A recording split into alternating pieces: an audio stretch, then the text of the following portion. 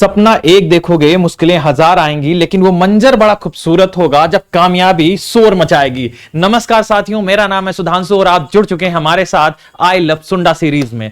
साथियों, ये सुंडा सीरीज हमारी बहुत अच्छी और बहुत ज्यादा स्नेह प्राप्त कर रही है आप लोगों के बीच। साथियों, इसको इससे ज्यादा शेयर और सबसे ज्यादा सब्सक्राइब करते रहिए, हमारे चैनल की रीच अच्छी कर दीजिए। ये सब आपके हाथ में है। साथियों, एक चीज और हम आपके लिए लेके आ रहे हैं, क्या सुंडा सीरीज के माध्यम से ही क्या लेके आ रहे हैं हम आपके लिए एक टेस्ट सीरीज। जो टेस्ट सीरीज है ये भी आई लव सुंडा सीरीज के नाम से है। साथियों, इसमें करना क्या है, आपको 29 रुपीज का आपको पेमेंट करना है और आपको 29 रुपीज में आपको क्या मिलने वाली है, सुंडा की पूरे टेस्ट मिलने वाले हैं। साथियों, करना क्या है, आपको 74 60 92 71 69 इस नंबर पे आप भीम यूपीआई जो भी आप कर सकते हैं कर देंगे, स्क्रीनशॉट सेंड कर देंगे सेम नंबर पे और आपको इनरोल कर लिया जाएगा। हो सकता है 25 मार्च से ही या फिर 1 अप्रैल से आपको सुंडा सीरीज के समस्त क्वेश्चन लेक्चर वाइज आपको मिलने वाले हैं। जितने भी लेक्चर हो रहे हैं उसी हिसाब से आपको प्रश्न मिलते जाएंगे। साथियों, प्रश्नों के माध्यम से आप अपनी प्रैक्टिस करेंगे तो और ज्यादा एक्सपेंड कर पाएंगे। साथियों, इसके अलावा जो भी चीज है, हमारा एक बैच चल रहा है, कौन सा है, एजीटीए का, इसको भी आप एनरोल कर सकते हैं। सिलेबस चेंज होता है तो चिंता मत करिए, एग्रीकल्चर है तब तो हमारी है और अगर नहीं है तब तो हमारी है ही है। इसलिए करना यह है कि आप एनरोल कर लेंगे। साथियों, इसके बाद हमने क्या किया है, आज आपको जो बता दिया था वो आपको नेफेड तक बता दिया था। साथियों, नेफेड को बहुत ज्यादा याद रखेंगे, 1958 में बनता है, national agricultural marketing cooperative federation. साथियों, इसके एग्रीकल्चरल में कोऑपरेटिव में कॉपरेशन से, मार्केटिंग में मार्केटेड से, ऐसे करके इसमें चेंज करेगा। साथियों, हमको झुकना नहीं है, हमको एक बार दिमाग में सुंडा को छाप लेना है। साथियों, जिस दिन सुंडा छप जाएगी ना, प्रश्न कहीं से भी आए उत्तर हमारा वही होगा। और एक बात, इसको ना दिमाग में पेज नंबर के साथ दिमाग में रखना है हमको, क्योंकि प्रश्न कोई भी आए अगर सुंडा से है तो गलत नहीं होना चाहिए। साथियों, बहुत ज्यादा सुंदर और बहुत ही अच्छी किताब है ये। इसमें बहुत सारी चीजें बहुत ही ऑर्गेनाइज तरीके से दी हुई हैं। साथियों, 2 अक्टूबर 1959 को पंचायती राज व्यवस्था आती है। वही पंचायती राज व्यवस्था जो क्या करती है, बलवंत राय मेहता लेके आते हैं। साथियों, महात्मा गांधी का एक परिदृश्य था, वो चाहते थे कि हमारी जो सत्ताएं हैं ना उनको क्या किया जाए, डिसेंट्रलाइज किया जाए। डिसेंट्रलाइज करने का मतलब किसी को एक हाथ में सत्ता नहीं देनी है। साथियों, उसको डिसेंट्रलाइज करने का जो इनका तरीका था वो ये था कि इसको 3 लेवल पे बांट दिया जाए, एक जिला स्तर पे, ब्लॉक स्तर पे और क्या किया जाए, गांव स्तर पे बांट दिया जाए। इससे क्या होगा, डेमोक्रेटिक डिसेंट्रलाइजेशन होगा। इसमें बलवंत राय मेहता जी का रोल बहुत अच्छा माना जाता है। हमारा नागौर डिस्ट्रिक्ट जो राजस्थान में है वहीं से इसकी शुरुआत की जाती है, ये बहुत पूछा जाता है। इसके बाद 2 तरीके के आते हैं, एक आता है 3 टियर सिस्टम यानी कि 3 स्तरीय और एक आता है 2 स्तरीय। साथियों, इसके नाम से ही याद रख सकते हैं, जैसे कि बलवंत राय मेहता। साथियों, 3 नाम है इसलिए इनको 3 स्तरीय दिया था। 2 देने वाले का नाम क्या था, अशोक मेहता। साथियों, अशोक मेहता को इस तरीके से हम याद रख सकते हैं। इसके बाद आगे चलते हैं, 1960 का दशक। सबसे पहली भारत को मिली क्या, एग्रीकल्चर यूनिवर्सिटी। कौन सी थी, पंतनगर यूनिवर्सिटी। जब ये खुली थी उस समय ये कहां थी, उत्तर प्रदेश में। अगर साथियों उत्तर प्रदेश की कभी पूछी जाए तो भी उत्तर क्या लगा के आएंगे, पंतनगर यूनिवर्सिटी। हम लोग इसके बहुत ज्यादा इससे परिचित हैं। अच्छा, जीवी पंत जो थे ये उस समय के वहां कौन थे, हमारे मुख्यमंत्री थे। अच्छा साथियों, इसके बाद 1960 और 61 का दशक आता है। ये क्या आता है, आईएडीपी। आईएडीपी को ऐसे याद रखेंगे, इंटेंसिव एग्रीकल्चर डिस्ट्रिक्ट प्रोग्राम। देखिए, सबसे पहले 60 में आया डिस्ट्रिक्ट, 64 में आई कैटल। इस तरीके से हम याद कर सकते हैं इसको कि 60 में डिस्ट्रिक्ट और 64 में क्या, कैटल आया है। इसके बाद में साथियों 1963 का दशक, एनएससी आता है। इसकी वैकेंसीज तो बहुत ज्यादा आई थी इस बार, तो हमने देखा भी है। वही एनएससी क्या करती है, ये सीड को क्या करती है, ग्रो कराने का काम, सीड बनाने का काम, जिम्मेदारी भारत में किसके पास में, नेशनल सीड एजेंसी को है। यही नेशनल सीड कॉर्पोरेशन यही सब काम करती है। साथियों, 1964 का दशक, कैटल डेवलपमेंट प्रोजेक्ट आता है। 1965 नेशनल डेमोन्स्ट्रेशन प्रोग्राम। साथियों, हम लोग इस समय बढ़ने लगे हैं कहां, ग्रीन रिवॉल्यूशन की तरफ। वही ग्रीन रिवॉल्यूशन जिसने भारत को एक नया आयाम दिया, जिसने भारत को एक नई दिशा दी,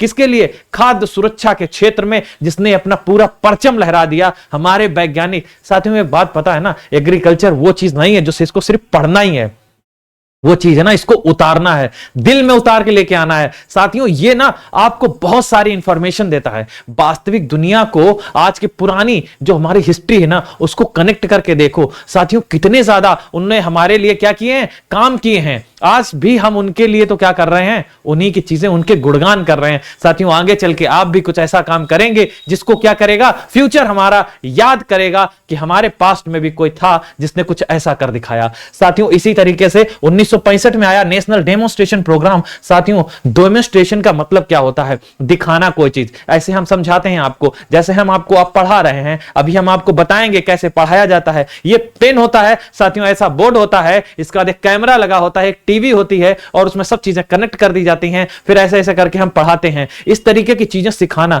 यही तो सब डेमोन्स्ट्रेशन है। साथियों यही समय था कि हमको दिखाना पड़ा, लोग असमझ थे, अशिक्षित से, उनको समझाना पड़ रहा था कि कैसे हम चीजों को आपको दिखाएं, कैसे चीजें करनी है आपको। साथियों उसी को क्या बोलते हैं, डेमोन्स्ट्रेशन बोलते हैं। ठीक है, 1965 का दशक। इसके बाद 1965 में और एक चीज आती है जिसको बोलते हैं नीलो खेड़ी प्रोजेक्ट। साथियों इसको मजदूर मंजिल भी बोलते हैं। हमने क्या किया, अपने जो हमारे ऐसे मजदूर जो क्या हो गए थे, पुनर्वासित हो गए, निर्वासित हो गए थे, उनको पुनर्वासित किया, हम उनको लेके आए, उनके लिए हमने रहने खाने की व्यवस्था दी, आवास की व्यवस्था की। इस वाले प्रोग्राम को एसके डे साहब ने किया था, इसलिए श्री एसके डे साहब को इसका श्रेय जाता है। इसको मजदूर मंजिल नाम से जाना जाता है। साथियों 1965 का दशक, सबसे पहले डीजी हमारे अपॉइंट हो जाते हैं कौन, वाइस प्रेसिडेंट बीपी पाल। अगर बीपी पाल का नाम आए और रोज ब्रीडिंग का नाम याद ना आए तो बेकार है एग्रीकल्चर, क्योंकि एग्रीकल्चर में बीपी पाल का जो रोल है वो बहुत ही अहम है, क्योंकि इनका सिनोनिम समझिए, समानार्थी शब्द है क्या, रोज ब्रीडिंग के ये बहुत अच्छे वैज्ञानिक थे। साथियों सबसे पहले वाइस प्रेसिडेंट हमारे ये जो हैं डीजी बन जाते हैं। 1966 का दशक, एआईसीआरपी स्टार्ट हो जाती हैं। अभी तक सिर्फ 1957 वाली मेज वाली पड़ी थी। साथियों अब बन गए हैं क्या, आईसीआर को दे दी गई कमान कि अब जाओ तुम क्या करो, अब तुम एक्सपेंड करो, जाके रिसर्च में अपना पैसा लगाओ, जाके नई नई रिसर्च लेके आओ, जो भी काम करना है करो, क्योंकि ग्रीन रेवोल्यूशन आ चुका है। अब ग्रीन रेवोल्यूशन को सिर्फ क्या करना है, फैलना है। साथियों रेवोल्यूशन का मतलब क्या होता है, मतलब क्रांति जो एकदम से आए और देके क्या दे, झंझोर के रख दे, एकदम से कुछ ऐसी चीज लेके आए जो आपको एकदम खुश कर दे, एकदम प्रसन्न कर दे, वही तो क्या है, क्रांति। और एग्रीकल्चर में क्रांति कौन लेके आएगा, यही सुंडा सीरीज लेके आएगी। क्योंकि कोई भी बच्चा अगर मात्र सुंडा सीरीज को भी कवर कर लेता है ना, तो एग्रीकल्चर के किसी भी सब्जेक्ट को अछूता नहीं रह जाएगा, एक एक चीज को जान जाएगा। और एक बार कोई भी चीज पढ़नी है ना, अगर बेसिक मजबूत हो, इसके बाद कुछ भी पढ़ोगे मजा तभी आएगा, क्योंकि बेसिक मजबूत है तो सब चीजें समझ में आएंगी। साथियों 1966 का दशक, एआईसीआरपी स्टार्ट हो जाती है सभी पे, और 1966 में ही high yielding programme, variety programme, वही वैरायटी जो हम फिलीपींस से लेके आ रहे हैं, यूएसए से लेके आ रहे हैं, इधर उधर से लेके आके क्या करेंगे, अपने यहां ग्रो कराएंगे, हाई यील्डिंग प्रोग्राम के नाम से जाना जाता है।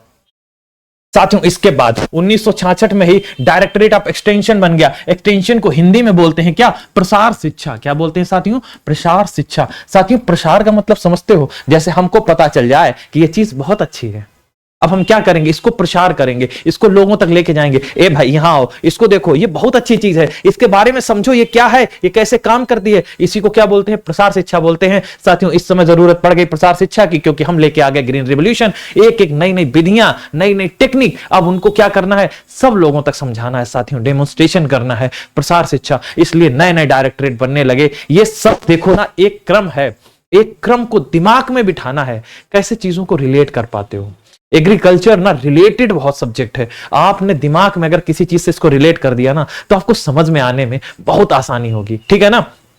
साथियों उसी दशक में आता है क्या, 1966 और 67 का दशक, और बनता है क्या, ग्रीन रेवोल्यूशन ईयर मनाया जाता है। वही ग्रीन रेवोल्यूशन जिसके फादर एम एस स्वामीनाथन, विश्व में आ जाओ तो नारमनी बोरलाग, जिन्होंने भारत को इतना कुछ दिया है जिसका भारत हमेशा क्या रहेगा, ऋणी रहेगा। साथियों 1967-68 में फार्मर ट्रेनिंग एंड एजुकेशन। देखो साथियों, देखो पहले एक्सटेंशन करा रहे हैं, इसके बाद क्या करा रहे हैं, एक साल भी नहीं बीता, अब ट्रेनिंग और एजुकेशन भी देने लगे, सेंटर खोल दिए। साथियों आइए अब सिखाते हैं आपको कैसे क्या करना है, इसलिए ट्रेनिंग और एजुकेशन सेंटर बन गए। 1969 का समय, सेकेंड इरिगेशन कमीशन। साथियों 1901 का समय था जब हमने पढ़ा था सबसे पहला एंटोमोलॉजिस्ट, और तभी पढ़ा था हमने फर्स्ट इरिगेशन कमीशन, तो हमने याद रखा था, एक से याद रखेंगे क्या, पहला इरिगेशन कमीशन। वही दूसरा इरिगेशन कमीशन कब आता है, 1969 में, और 1970 का टाइम आया और नेशनल कमीशन ऑन एग्रीकल्चर, ये नेशनल कमीशन आया। इसने बताया कि भारत में कृषि की स्थिति क्या है, इसके लिए क्या क्या सुधार करने चाहिए, क्या क्या काम करने चाहिए, इस पे काम होने लगा। और वो कब आता है, 1970 में। 1971 का दशक आया। 1971 देखो साथियों, वही अभी तो चल रहा है ना ग्रीन रिवॉल्यूशन, वो अभी पूरी तरीके से क्या इंप्लीमेंट नहीं हो पा रहा है उसको। ग्रीन रिवॉल्यूशन ईयर हमने वहां प्रोडक्शन बढ़िया कर लिया, अब हमको बढ़ाना है। देखो साथियों, सफलता पाना बहुत बड़ी बात नहीं होती, या कुछ अच्छे पद पर पहुंच जाना बड़ी बात नहीं होती, उसको मेंटेन करना उससे बड़ी बात होती है। कैसे हम अपने पद को या कैसे किसी स्थिति को मेंटेन कर पाते हैं। साथियों, आजकल लोग ना कुछ खाते पीते हैं, थोड़ी चीजों में बिगड़ जाते हैं, लेकिन इसके बाद अपनी स्थिति को क्या सामान्य नहीं कर पाते। उसी क्रम में हम बता रहे हैं कि जब चलता है क्या आया ग्रीन रिवॉल्यूशन, हमने उत्पादन को तो बढ़िया एकदम से वैरायटी लाके बढ़ा दिया, लेकिन साथियों अब उसको मेंटेन भी तो करना है, क्योंकि आगे आने वाला साल जनसंख्या वृद्धि बराबर झेलेगा और हमारा देश खाद्य सुरक्षा के मामले में कभी पीछे नहीं हटेगा। इसलिए हमारे स्वामीनाथन साहब ने ये चीज समझ ली थी, इसीलिए उस पे काम चालू हो गए। मिनी किट प्रोग्राम, साथियों देखो मिनी किट का मतलब क्या होता है? किट का मतलब होता है कोई छोटी सी चीज जिसमें हम सारी की सारी चीजों को क्या करेंगे, रख देंगे, उसको हम क्या बोलेंगे, मिनी किट बोलेंगे। किट बोलते हैं ना, देखते नहीं है, फूड किट आती है, किचन किट आती है, ऐसे टूल किट आती है, वैसे ही किट आई। मिनी किट प्रोग्राम में क्या हुआ, हम थोड़े थोड़े बीज को लेके गए, लोगों तक हमने डिस्ट्रीब्यूट किया, हमने उनको बताया कि देखो साथियों ऐसे करेंगे तो ऐसा हो जाएगा, ऐसे करेंगे इतना करेंगे, इतने क्षेत्र में थोड़ा सा बीज बोइए और इतना करके आप प्रोडक्शन इतना कर लीजिए, अगले साल इसी बीज को दोबारा हम रेप्लिकेट कर लेंगे। साथियों उसी को हमने मिनी किट प्रोग्राम दिया। 1971 का दशक, 1973 में हमने फिर इसको रिपीट किया और मिनी किट नाम से नहीं, अब मिनी किट ट्रायल के नाम से लेके आए, क्योंकि ट्रायल कराएंगे, हम दिखाएंगे भी कैसे करना भी है साथियों, इसलिए मिनी किट ट्रायल आया था। 1971 का time, all India coordinator research project, कहां पे, dry land agriculture. Dry land agriculture का साथियों एक बात बता दें आपको, हमको याद रखना है, कोई भी एआईसीआरपी कोई भी एनआरसी कहीं भी चीज हो, साथियों एक चीज याद रखो, कहां पे उसका प्रोडक्शन ज्यादा हो रहा है, पहले इस चीज का दिमाग लगाओ। अगर ये चीज समझ में आती है कि प्रोडक्शन कहां ज्यादा हो रहा है, तो हमको ये भी समझ में आ जाएगा क्या कि उसकी एनआरसी कहां होगी या एआईसीआरपी कहां होगी, रिसर्च कहां हो रही होगी, हर चीज समझ में आ जाएगी। इस तरीके से साथियों अगर रिलेट कर लोगे तो आपको बहुत आसानी रहेगी। साथियों 1971 में ही क्या है, स्मॉल फार्मर और मार्जिनल फार्मर इन दोनों के लिए एक एजेंसी और प्रोजेक्ट आता है, कैसे इनके उत्थान के लिए काम किया जाए। इसके बाद आता है 1973 का दशक। साथियों अब हमारे एग्रीकल्चर में एक साहब आए हैं, कौन, जी गडकर। इन्होंने क्या की, अपनी रिपोर्ट प्रस्तुत की। रिपोर्ट क्या थी, इन्होंने रिसर्च की पहले एग्रीकल्चर के क्षेत्र पे विभिन्न विभिन्न जगह जाके कि क्या एग्रीकल्चर को कैसे बढ़िया किया जा सके, साथियों कैसे इसको अच्छा करना है। इस तरीके से इन्होंने एक अपनी रिपोर्ट प्रस्तुत की। रिपोर्ट में क्या था कि हमारे यहां पे क्या क्या चीजें होनी चाहिए, रिसर्च साइंटिस्ट अपॉइंट होने चाहिए, रिसर्च स्टेशन बनने चाहिए, या इस क्षेत्र में ज्यादा आगे जाना चाहिए। इसलिए मिनिस्ट्री ऑफ एग्रीकल्चर में एक डिपार्टमेंट बन के आता है जिसको क्या बोलते हैं, डेयर बोलते हैं, department of agriculture research and education. ये हमारा पैसा भी देगा, खर्चा भी करेगा और रिसर्च साइंटिस्ट के लिए बात भी करेगा, सब काम करेगा। कहां पे, मिनिस्ट्री में, यानी कि केंद्र में खड़े होके, वही तो डेयर हो गया। अच्छा साथियों इसके बाद में हमारा एआरएस आ गया 1973 में ही। क्या एआरएस, इसको एआरएस क्या बोलते हैं, एग्रीकल्चर रिसोर्स सर्विस, ये भी आ जाता है। इसके बाद साथियों आता है क्या, 1 नवंबर 1973 यही एएसआरबी, जिसको जानते हैं ना एएसआरबी नेट बोलते हैं, एएसआरबी नेट होता है। नेट का एग्जाम जो अगर आप देते होंगे तो जानते होंगे कि एएसआरबी नेट होता है। ये काहे के लिए होता है, एग्रीकल्चर साइंटिस्ट का होता है। साथियों ये भी रिक्रूटमेंट करी गई, इसी गडकर की कमेटी की रिपोर्ट थी। साथियों 1973 का दशक, टाइगर प्रोजेक्ट आता है। टाइगर प्रोजेक्ट काहे के लिए था, टाइगर के संरक्षण यानी कि बाघों के संरक्षण की बात करेगा। और एक बात ये कि बाघों के संरक्षण को याद हमने ऐसे रखा था कि एक रोल नंबर है हमारे यहाँ पे, जब हम पढ़ रहे थे यूजी में, तो 73 रोल नंबर जो था वो एक लड़के का था जो लखीमपुर का था। तो लखीमपुर से हमको याद आ जाता है क्या, एलएमपी से, क्या कि वहां पे बहुत ज्यादा क्या है, टाइगर बहुत ज्यादा है। कैसे साथियों, क्योंकि वहां पे क्या है, दुधवा नेशनल पार्क है ना, और दुधवा नेशनल पार्क है तो वहां पे टाइगर भी ज्यादा होंगे। उसको हम लोग क्या बोलते थे, उसको हम लोग बोलते ही थे क्या, टाइगर, टाइगर जिंदा है। साथियों 1973 जिसको हमने बताया था, जो 71 में आया था मिनी किट, इसके बाद 1973 में वही आ गया क्या, मिनी किट ट्रायल आ गया। इसके बाद 1974 डीपीएपी को तो भूल नहीं सकते हैं, ड्राफ्ट प्रून एरिया प्रोग्राम, जहां ज्यादा सूखा पड़ रहा उसके लिए प्रोग्राम निकाला गया। डीपीएपी बहुत ज्यादा पेट क्वेश्चन बार बार पूछे जाने वाला, साथियों इसको रट लेंगे। 1974 का दशक, एक आता है ट्रेनिंग एंड विजिट। ट्रेनिंग का मतलब क्या होता है, किसी चीज को शिक्षा करना, और विजिट का मतलब घूम घूम के शिक्षा देना। साथियों ये था बैनर प्रोग्राम। इजराइल से एक शिक्षा आती है T and V system, TNB को हम बैनर प्रोग्राम भी बोलते हैं या बैनर सिस्टम भी बोलते हैं। साथियों, इजराइल की यह सिस्टम पद्धति थी, इसको भारत ने लिया क्योंकि बहुत अच्छी थी। अगर हम जाके किसी को ट्रेनिंग करके विजिट करके ट्रेनिंग देते हैं तो ये बहुत अच्छी शिक्षा है साथियों, इसीलिए टीएनबी बहुत ज्यादा फेमस रही है। सबसे पहले इसको कैनाल एरिया राजस्थान में और चंबल एरिया मध्य प्रदेश में क्या किया गया, इंप्लीमेंट किया गया। 1974 का दशक क्या आ गया, कमांड एरिया डेवलपमेंट अथॉरिटी आती है। इसके बाद 1974 में मिनिमम नीड प्रोग्राम साथियों, ये प्रोग्राम कब आया, 1974 में। और 1974 में एक चीज और आई जिसे बोलते हैं क्या, केवी के। साथियों, मोहन सिंह मेहता कमेटी ने एक रिकमेंड की क्या, कि केवी के होना चाहिए एक क्षेत्र में, एक परिक्षेत्र में क्या करना है, केवी के को गठन करना है। साथियों, सुंडा में कोई भी चीज कहीं पे भी अगर थोड़ी सी भी गलत लिखी है या पुराना डेटा है, हम उसको करेक्ट करके लाएंगे। ठीक है, एक बात, कोई भी चीज आती है अगर हमको पता है उसको ऐड करना है तो सुंडा में हम वो भी ऐड करके आपको बताएंगे। साथियों, ये सीरीज सिर्फ आपके हित में नहीं है, ये उन सब स्टूडेंट के हित में है जो आज तैयारी शुरू कर रहे हैं। उनको भी एग्रीकल्चर का ए नहीं पता होगा तो वो भी जान जाएंगे कि सुंडा क्या चीज है। इतनी अच्छी किताब है क्योंकि कोई भी एग्जाम हो और सुंडा अकेली, ठीक है ना, ऐसे रामबाण नहीं बोलते और ऐसे आई लव सुंडा सीरीज नहीं बोला है, क्योंकि I will have to love, ये प्यार करने की चीज नहीं, इसे प्यार करना पड़ेगा। अगर आप एग्रीकल्चर के हैं तो हर एक चीज जाननी पड़ेगी। साथियों, इसके बाद 1975 में इंदिरा गांधी जी की सरकार और एक लेके हटी 20 पॉइंट प्रोग्राम, ये थोड़े दिन के लिए चला था और इसमें बहुत सारे बिंदु थे, उन्हीं पे कार्य करने की बात की गई थी। साथियों, सबसे पहला कृषि विज्ञान केंद्र जो था टीएनएयू के माध्यम से, टीएनएयू के अंडर कोयम्बटूर के अंदर में पांडुचेरी में खोला गया था। साथियों, ये चीज बहुत याद रखने वाली है। 1976 का दशक नेशनल रूरल एम्प्लॉयमेंट प्रोग्राम आता है जिसको एनआरईपी बोलते हैं। साथियों, ये एनआरईपी ट्राइसेम आगे जाके किसी न किसी में एक में मर्ज भी हो जाते हैं, इसलिए इनको इतना ज्यादा याद रखने की जरूरत नहीं है। 1976 का दशक आता है, अंत्योदय योजना शुरू होती है। सन 2000 में फिर अंत्योदय अन्य योजना आएगी, उसको भी याद रखेंगे। अभी से एक चीजें क्या है रिलेट कर लेंगे तो बहुत ज्यादा आसानी होगी। ठीक है, 1976 आता है नेशनल एकेडमी। सर साथियों, ये देख रहे हो ना, नार का फुल फॉर्म ही बहुत ज्यादा है, क्योंकि है कहां, ये तो हैदराबाद में है, ट्रेनिंग कराता है। साथियों, आज भी क्या है, नार्म जगह जगह यूनिवर्सिटीज में अपनी ट्रेनिंग कैंप अभी भी लगाता है। इसका काम इतना अच्छा है ना साथियों, इसकी ट्रेनिंग कर लेंगे ना आपको लगेगा कि बच्चों को खेल खेल के कई सारी चीजें पढ़ा दी।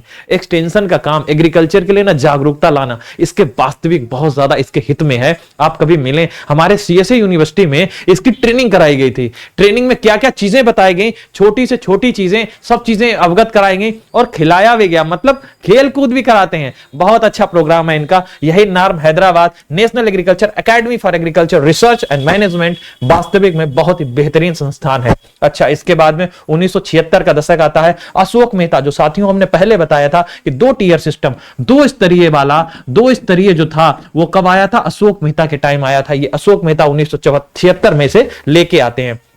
साथियों, 1977-78 का दशक आता है, डिजर्ट डेवलपमेंट प्रोग्राम आता है, डीडीपी, ये याद रखने वाली चीज है। 78 का टाइम और national agriculture development programme IRDP जो था ये लॉन्च होता है। इसके बाद इसी को 2 साल के लिए फिर एक्सटेंड भी करा दिया जाता है। साथियों, 1979 का टाइम और training for youth, rural youth for the self employment जिसे बोलते हैं क्या, ट्राइसेम। साथियों, यही ट्राइसेम है जो क्या करेगा, रूरल यूथ को ट्रेनिंग देगा, काहे के लिए, सेल्फ एम्प्लॉयमेंट के लिए। कब आता है, 79 में। साथियों, ऐसे याद रखो, कोई भी है ना इतना बुढ़ा हो जाएगा अभी ट्रेनिंग करेगा क्या, 79 की उम्र में ट्रेनिंग कराने की बात कर रहे थे ये। 1979 जनवरी में क्या है, नेशनल एग्रीकल्चर रिसर्च प्रोजेक्ट आता है। साथियों, ये एक बार और आएगा अभी, तो हम लोग इसको याद रखेंगे क्या, पहले तो ये कि 79 में आया, ठीक, इसका 86 में फिर ये रिपीट करेगा, यही प्रोजेक्ट है, इसी का फेज 2 आ जाता है। 1979 1 जून को साथियों lab to land programme, ICR अभी तक बैठ के काम कर रही थी अपने क्षेत्र के अंदर। इसके बाद साथियों ये आईसीआर आती है डायरेक्ट जमीन पे।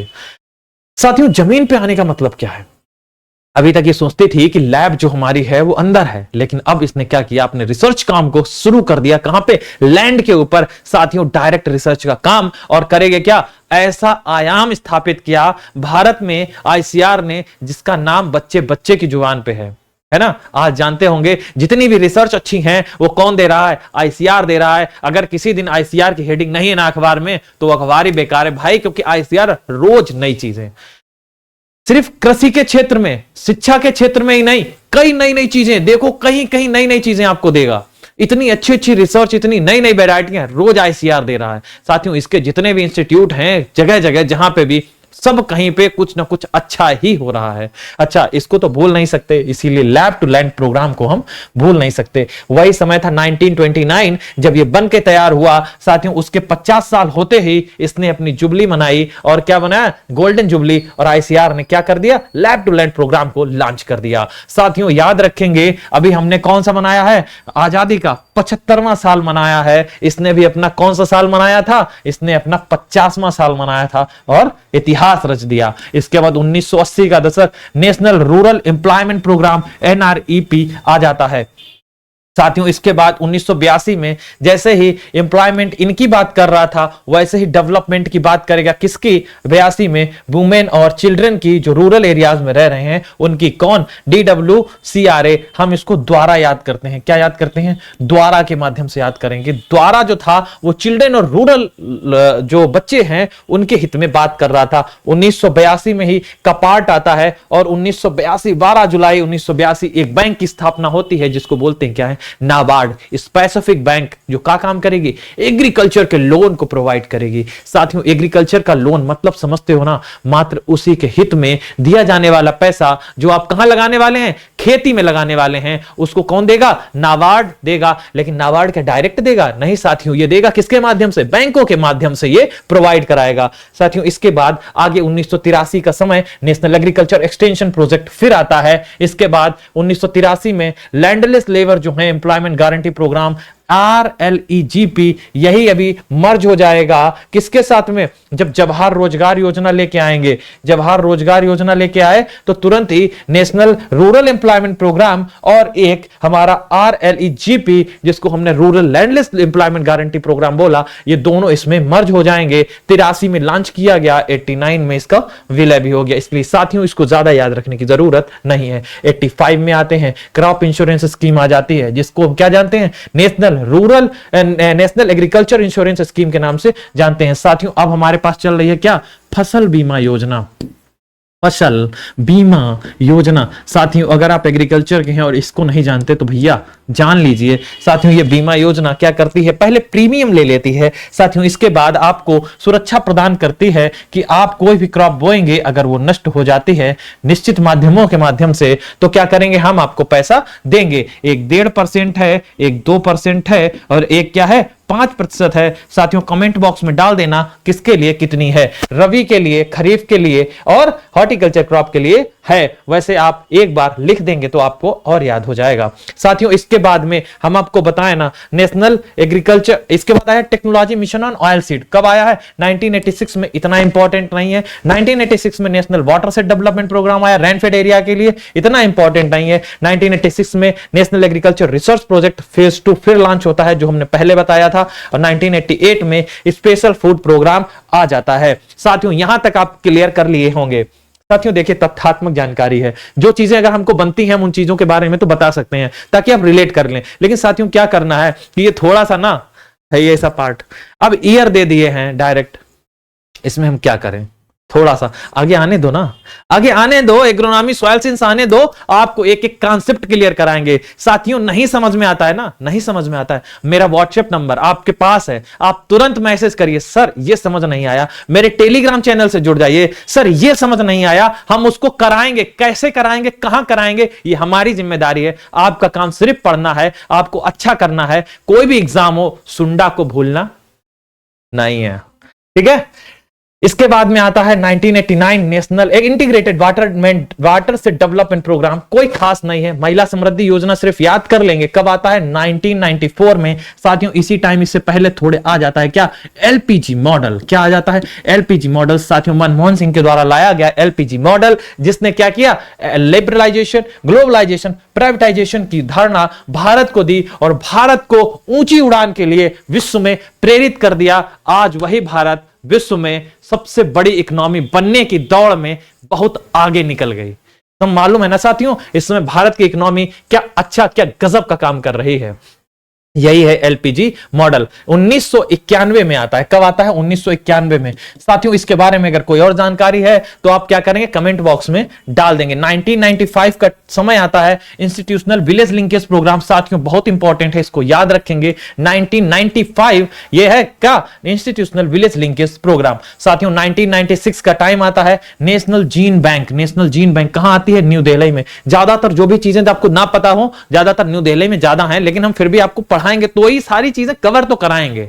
लेकिन फिर भी आपको लगे तो हम बता रहे हैं कि नेशनल जीन बैंक कहां है? न्यू दिल्ली में। साथियों आप क्रायो प्रिजर्वेशन का नाम जानते हैं क्या? क्रायो प्रिजर्वेशन अगर जानते हैं तो बताइए, लिक्विड नाइट्रोजन में कितने टेंपरेचर पे इसको संरक्षित किया जाता है? जल्दी से कमेंट बॉक्स में डाल देंगे। 1998 का समय नेशनल एग्रीकल्चर टेक्नोलॉजी प्रोजेक्ट। साथियों टेक्नोलॉजी को डेवलपमेंट होने लग गया, क्योंकि सर अब हमने क्या ले लिया? ग्लोबलाइजेशन ले लिया। अब हमारे यहां टेक्नोलॉजी आने लगेंगी। साथियों इसी क्रम में टेक्नोलॉजी आने के बाद हमने सबसे पहले 1998 में लेके आया क्या? किसान क्रेडिट कार्ड। साथियों वही क्रेडिट कार्ड जिसमें क्या देना है हमको? किसानों को लोन देना है। साथियों लोन क्यों देना है? साथियों इसलिए क्योंकि एग्रीकल्चर के लोन को आप छोटे लोन मान सकते हैं। आपको छोटी छोटी जरूरत, जैसे कि किसान जब बोना शुरू करता है तो साथियों क्या होता है कि उसके पास पैसा नहीं होता है। साथियों उस समय अगर उसको थोड़ा सा फाइनेंशियल सपोर्ट दे दिया जाए तो साथियों क्या होता है कि उसका शुरुआती काम है वो कर लेता है। अगर वो बोएगा ही नहीं तो काटेगा क्या? इसलिए बोना है तो काटना है, इसलिए फाइनेंशियल असिस्टेंट थोड़ा सा कौन देता है? किसान क्रेडिट कार्ड देता है। साथियों पहले क्या करते थे? वही मनी लेंडर और बनिया लोगों से लोग ले लेते थे। इसके बाद उनकी जमीन भी डूब जाती थी और पैसा भी डूब जाता था, तो दोनों काम हो जाते थे। इसलिए क्या करना है? ये स्कीम लेके आए गई और इसमें 3 लाख तक का फाइनेंशियल असिस्टेंट दिया जाता है। मात्र और मात्र 4% इफेक्टिव रेट ऑफ इंटरेस्ट इस समय लागू होता है। साथियों याद रखेंगे इसको कि इफेक्टिव रेट ऑफ इंटरेस्ट क्या है और रेट ऑफ इंटरेस्ट क्या है, इंटरेस्ट सबवेंशन क्या है, ये सब चीजें हम जब स्कीम पढ़ाएंगे ना तो आपको बहुत अच्छे से समझाएंगे।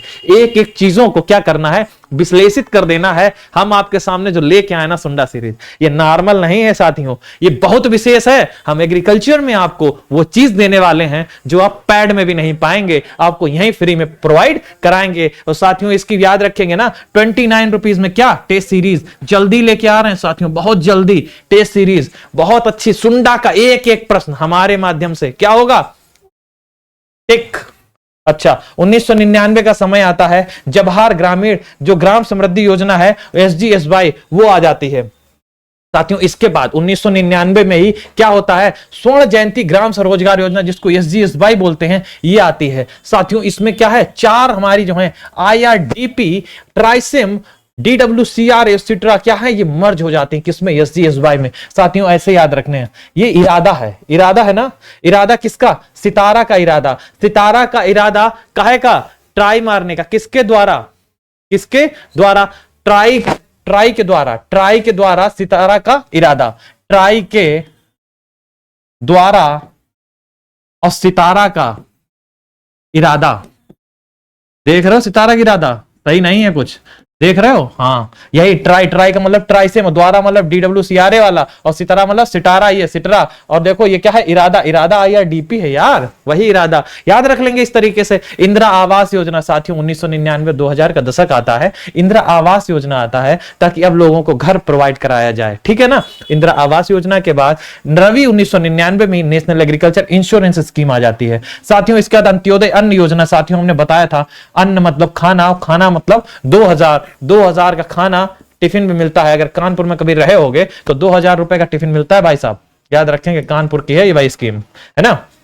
दिसंबर 2000 में प्रधानमंत्री ग्राम सड़क योजना। साथियों सड़क देखा होगा ज्यादातर कैसी होती है? सीधी होती। कैसी होती? सीधी। इसलिए इसका स्कीम का जो ईयर है ना वो भी एकदम सीधा है, कोई ज्यादा लोल पोल नहीं है इधर। क्या है? 2000। ऐसे ही याद रखेंगे। सन 2001 आता है, संपूर्ण ग्रामीण रोजगार योजना आती है जिसको SGRY बोलते हैं। साथियों अप्रैल 2004 वही समय जब OPP, OPDP, NPDP, AMDP क्या होती है? मर्ज हो जाती हैं और एक स्कीम बनाती हैं जिसको क्या बोलते हैं? आइसोपोम। साथियों हमने तब आपको बताया था जब 1956 में हम क्या पढ़ रहे थे? पिरकॉम पढ़ रहे थे। पिरकॉम के बाद में आइसोपोम जो है ये साथियों स्कीम याद रखेंगे। इंटरव्यू में एक क्वेश्चन पूछा गया।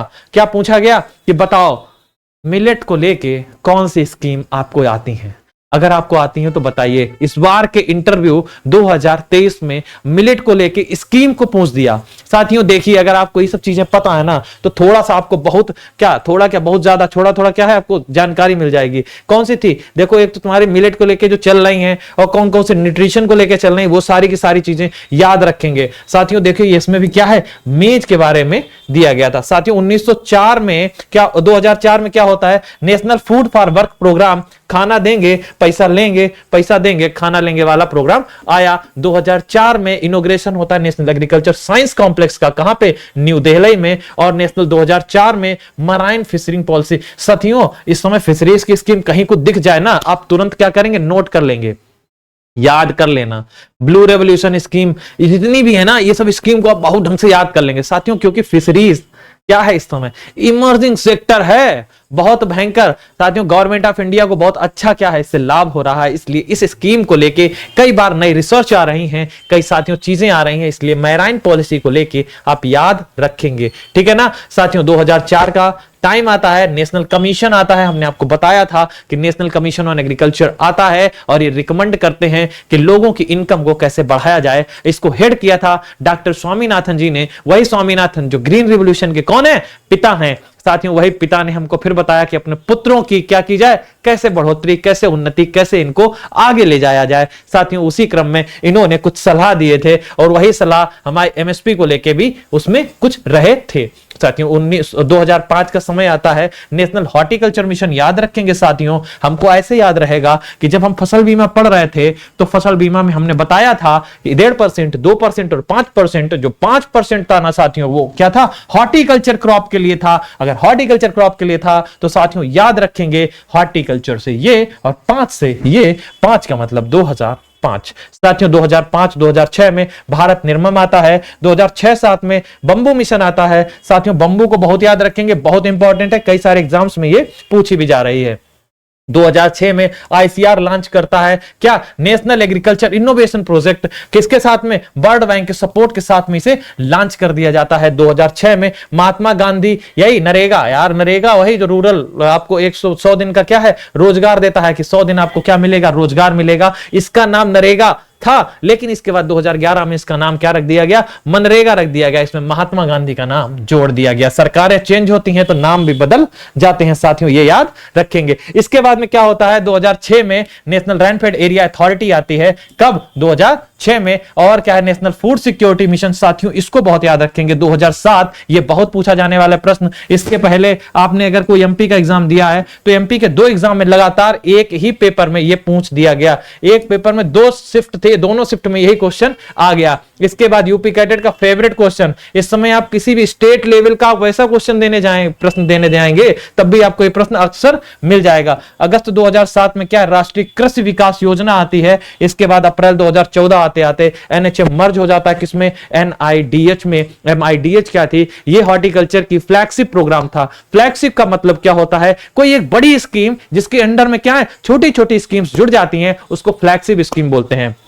अब हॉर्टिकल्चर को सरकार बहुत ज्यादा क्या कर रही है, जोर दे रही है, क्योंकि हॉर्टिकल्चर सेक्टर ऐसा इमर्जिंग सेक्टर है जिससे क्या है, भारत सरकार को और किसानों को आय को दुगनी करने के लिए क्या है, बहुत अच्छा साधन है। इसलिए हॉर्टिकल्चर को हम भूलेंगे नहीं। अच्छा साथियों, इसके बाद हम क्या करेंगे, अब हम बात करने जा रहे हैं किसकी, आईसीएआर की। वही आईसीएआर जो भारत में अपने परचम लहरा रही है। साथियों ये क्या है, ये हमारी कॉन्स्टिट्यूशनल बॉडी है, बिल्कुल, बाद में ये बन भी गई, इंस्टीट्यूशनल बॉडी है। अच्छा इसके बाद में एक और बात बताएं, इसमें इसकी जो रिपोर्ट सबसे पहले क्या है कि भारत सरकार जो थी, मतलब जब अंग्रेजों का शासन था, तब क्या होता है कि हमारे भारत में कृषि की स्थिति ज्यादा अच्छी तो नहीं थी साथियों, ज्यादा अच्छी नहीं थी। तो इसलिए एक रिपोर्ट बनाई गई और इस पे रिसर्च की गई कि कैसे इसकी स्थिति को सही किया जाए। 1926 में क्या होता है, एक कमेटी बन के आती है जिसको बोलते हैं royal commission of agriculture. Lord लिथिंगो उस समय क्या थे, हमारे यहाँ के वायसराय थे, और इसका क्या है,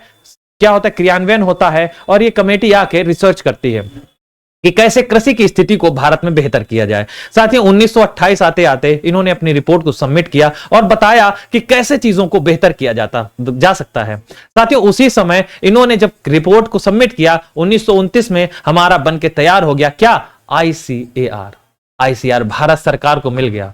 अब क्या है, वही भारत इसके बाद में नई नई खोजें करने लगा, लेकिन अब वो किसी के अंडर में था, इसलिए इतने अच्छे काम नहीं कर पाया। होते होते समय अपने भारत को, इसका इंपीरियल जो था उसका नाम इंडियन हुआ, मतलब हमारा गौरव हमको वापस हुआ। कब? 1946-47 के टाइम में ये हमारा गौरव वापस होता है। इसके बाद में हमारा ये जो है 1965 के दशक में क्या होता है, डीजी अपॉइंट होते हैं सबसे पहले, जिनका नाम बीपी पाल था, और इन्होंने all India coordinated research project चालू कर दिए। साथियों 1946 में याद रखेंगे एक नाम और, जोगेंद्र सिंह उस समय क्या थे, कृषि मंत्री, कृषि मंत्रालय संभाले हुए थे, क्योंकि उस समय हमारी जो थी अंतरिम सरकार चल रही थी। साथियों 1966 का दशक जब क्या है, हमारी एनोनिमस बॉडी बनकर तैयार हो गई। कौन? अपनी आईसीएआर। जून 1972 में गजेंद्र गटकर कमेटी आती है, ये अपनी रिपोर्ट सबमिट करती है। वही एआरएस, वही एएसआरबी, वही क्या हमारा जो था डेयर बन के तैयार होने के लिए रिपोर्ट में क्या किया गया, रिकमेंडेशन किया गया कि हमको बना के दे दीजिए। ये बहुत अच्छी चीज है, इसके बारे में हम पहले भी आपको बता चुके हैं। साथियों इसके बाद प्रेसिडेंट ऑफ आईसीआर, साथियों देखिए ये ना, ये बात थोड़ा सा कंफ्यूजिंग है, ऐसे समझते हैं ना जैसे कि वो हमारे जीजा और हम उनकी, हाँ ठीक है ना। इस तरीके से क्या करना है कि चीजों को समझ लेना है। देखो ऐसा होता है एग्रीकल्चर में, कुछ चीजें थोड़ी टेक्निकल होती हैं, ये ज्यादा ही टेक्निकल है, इसको ना रिश्ते के माध्यम से समझ सकते हैं। ऐसा है कि जो हमारा प्रेसिडेंट होता है आईसीआर का, वो कौन होता है? यूनियन मिनिस्टर ऑफ एग्रीकल्चर, यानी कि जो हमारा कृषि मंत्री होता है उसको प्रेसिडेंट मानते हैं, ठीक है ना। और जो हमारे बीपी पाल यानी डीजी ऑफ आईसीआर होता है, वो डेयर का सेक्रेटरी होता है। कौन होता है? डेयर का सेक्रेटरी होता है। साथियों इस तरीके से याद रखेंगे, वो हमारा बहन है तो हमारे भाई हैं। इस तरीके से इसमें क्या होता है, रिश्ते होते हैं। एक कोई आदमी दो रिश्ते निभा सकता है, ये वही हाल है। इसलिए इसको थोड़ा सा कंफ्यूजन तो होगा, लेकिन इसको क्या करेंगे, दिमाग में एक बार छाप लेंगे कि जो वित्त मंत्री है, नहीं नहीं नहीं, कौन? कृषि मंत्री है। वो कौन है? प्रेसिडेंट है आईसीआर का। इसके बाद जो हमारे सेक्रेटरी ऑफ डेयर होते हैं, वही आईसीआर के डीजी होते हैं। सबसे पहले कौन थे? खान बहादुर मोहम्मद हबीबुल्लाह, याद रखेंगे साथियों। प्रेसिडेंट थे यानी कौन रहे होंगे उस समय? उस समय कृषि मंत्री रहे होंगे। साथियों आईएआरआई की बात करो, ये वही डीम्ड यूनिवर्सिटी जो हमारे यहां कब आई थी? 1905 में। 1905 में एग्रीकल्चर रिसर्च एस्टैब्लिश होती पूसा बिहार में। साथियों लॉर्ड कर्जन का समय था। साथियों याद रखेंगे 1907 में बंगाल विभाजन हुआ, तब लॉर्ड कर्जन था ना, उसी तरीके से याद रखेंगे, लॉर्ड कर्जन के समय की बात है। अच्छा साथियों एक और बात, इसका नाम पूसा क्यों पड़ गया? देखो जब हम पूसा लिखते हो ना, PUSA लिखते हो साथियों, आपने नहीं ढंग से देखा होगा। ये क्या थी? एक फिलिप कंपनी यूएसए की थी ना, उसने क्या किया था, 9 लाख रुपया दान दे दिया। 9 लाख रुपया में पूसा बिहार बनकर तैयार हो गई थी, मतलब आईआरआई बनकर तैयार हो रही थी, उसमें दान दिया था इन्होंने। ठीक, तो यही इन्होंने अपने नाम पे रख दी, देख रहे हो, पी मतलब पूसा, और यही और यूएसए लिख दिया तो पूसा बनके तैयार हो गया, इसीलिए इसको पूसा बोलते हैं। साथियों 1911 का समय आता है, जब बनी थी तो एग्रीकल्चर रिसर्च इंस्टीट्यूट के नाम से थी। इसके बाद 1911 का समय, जब इसमें क्या हो गया, इंपीरियल शब्द जोड़ दिया गया। 1923 में इसने क्या की, डिप्लोमा देने लगी। कौन में? एसोसिएटशिप में। और 1934 का टाइम आता है, बिहार में अर्थक्वेक आता है। अर्थक्वेक के चक्कर में बिल्डिंग थोड़ी सी क्षतिग्रस्त हो जाती है। साथियों इसके बाद इसको कहां कर दिया जाता है? ट्रांसफर कर दिया जाता है। कहां पे? पूसा रोड नई दिल्ली में 1936 को। साथियों दिल्ली को भी ये मिल गई थी। 1936 में ही बी विश्वनाथ को क्या कर दिया गया, सबसे पहला डायरेक्टर बना दिया गया। यही इंडियन डायरेक्टर थे जो आईआरआई के बन गए। 1946 में एसोसिएटशिप का जो है इक्विवेलेंट एमएससी की डिग्री के हिसाब से जो था वो डिप्लोमा देने लगी। इसके बाद 1947 का समय आता है, जब इसको भारत का गौरव सौंप दिया जाता है। साथियों ये गौरव भारत को फिर वापस मिल गया और इसमें नाम हो गया क्या, भारतीय क्या, इंडियन एग्रीकल्चर रिसर्च इंस्टीट्यूट, मतलब कि भारतीय संस्थान हो गया। 1958 का समय आता है। साथियों डीम्ड यूनिवर्सिटी के नाम से जानी जाती है। यूजीसी एक्ट 1956 के हिसाब से अब ये क्या करेगी, पीजी स्कूल स्टैब्लिश करने लगी थी। साथियों थैंक यू। देखिए आप यहां तक आए हैं, पूरा वीडियो देख ही लिए हैं, इतनी कृपा और कर दीजिए, लाइक शेयर सब्सक्राइब वाला काम तो कर ही देंगे। साथियों एक बात और हम आपको बता दें कि 29 रुपए में हमारी क्या है, टेस्ट सीरीज। साथियों इसको लेना नहीं भूलना है, क्योंकि हमको क्या करना है, एग्रीकल्चर को एकदम जड़ से खत्म, ठीक है ना। अच्छा साथियों इसी के साथ विदा मांगते हैं आपसे आज के लिए। फिर नए वीडियो के साथ नई जगह आपसे फिर मिलते हैं। और आप लोग अपना ख्याल रखेंगे, बड़ों का सम्मान करेंगे, छोटों को प्यार देंगे। नमस्कार साथियों, राधे राधे।